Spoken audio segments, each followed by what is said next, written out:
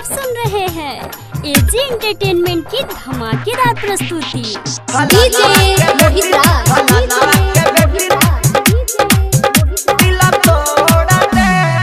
सुना रे हमारा यार करब ना हम अब प्यार। सुना रे हमारा यार करब ना हम अब प्यार। बिचरहिया में लाके साथ छोड़ा देले बा, छोड़ा देले बा, छोड़ा देले बा। हंसत अखिया में हमरा लोरा देले बा। फलाना के बेटी दिल तोड़ देले बा। हंसत अखिया में हमरा लोरा देले बा। फलाना के बेटी दिल तोड़ देले बा। डीजे मोहित फलाना के बेटी, फलाना के बेटी दीवान एजी एंटरटेनमेंट की धमाकेदार प्रस्तुति। फलाना के बेटी दिल तोड़ देले बा। करत रहे पहले हमसे रात भर बात हो। हम नहीं जाननी की करी हमसे घात हो, करी हमसे घात हो।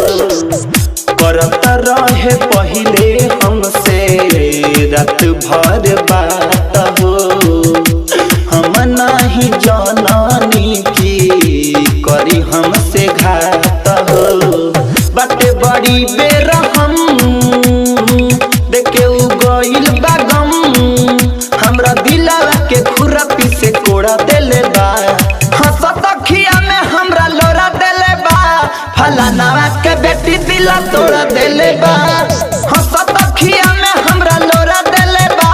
फलाना के बेटी दिल तोड़ देले बा। डीजे मोहित फलाना के बेटी, फलाना के बेटी दीवान रहे हैं दिल तोड़ एजी देले बा। एंटरटेनमेंट की धमाकेदार प्रस्तुति। फलाना के बेटी दिल तोड़ देले बा। कुनाला कुआरा से कइले बिया छल हो। जसवंत देहाती के पाके गइलस बदल हो, गइलस बदल हो। कुनाला कुआरा से कइले बिया छल हो। जसवंत देहाती के पाके गइलस बदल हो। करेला नहीं हमसे बात धैलेलस दोसरा के साथ। धनंजय से मुहावा मोड़ा ले बा। हंसत अखिया में हमरा लोरा देले बा। फलाना के बेटी दिल तोड़ देले बा। हंसत अखिया में हमरा लोरा देले बा। फलाना के बेटी दिल तोड़ देले बा। तमाशा डिजिटल रिकॉर्डिंग स्टूडियो लखौरा।